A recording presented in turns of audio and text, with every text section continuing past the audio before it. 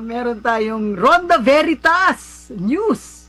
No, tulong ng taong bayan sa paglaban sa illegal na droga. Binigyan ng pagpapahalaga ng PIDEA. Pakinggan natin ang ulat ni Nolan Ariola. Ronda Veritas Report.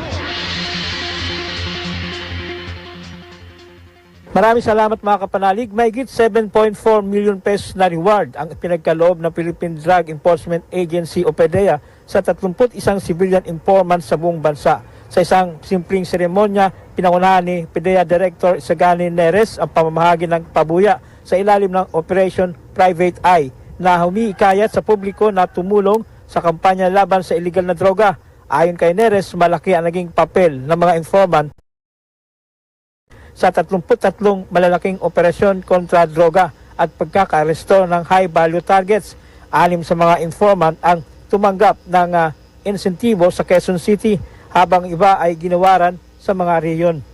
Nanawagan naman ang PDEA Chief sa publiko na makiisa at mag-report ng illegal na aktibidad sa kanilang hotline. So tayo magtulong-tulungan, ang lahat ng law enforcement units magtutulungan at kasama na rin of course yung ating komunidad. Napakaganda ng komunidad. Kaya sinasabi na natin, ang laban sa droga ay hindi lang obligasyon ng gobyerno, obligasyon ng bawat Pilipino. Kung appropriate ba yung mga papeles at yung taong bahay karapat dapat ay wardan.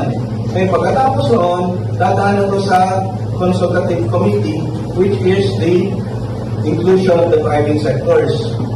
As you see, the private sector is composed of the business, religious, and the academe. And what's the essence for this?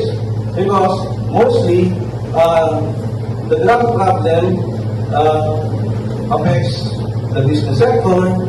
Pertaining to the academe, we look at the technicalities of how it is being processed, and on the religious level, pertaining to the morality aspects. Yan ang tinig ni Rodolfo Tiofe, Operation Academe Sector Committee. Mga kapanalig, isa sa abakusiya ng Simbahang Katolika ay ang mailayo sa anumang masasamang bisyo ang sinuman at saan man. Para sa Veritas 846, ang radyo ng simbahan, ako inyong kapanalig, Nolan Ariola, sumainyo ang katotohanan. Ronda Veritas Report. Katotohanan.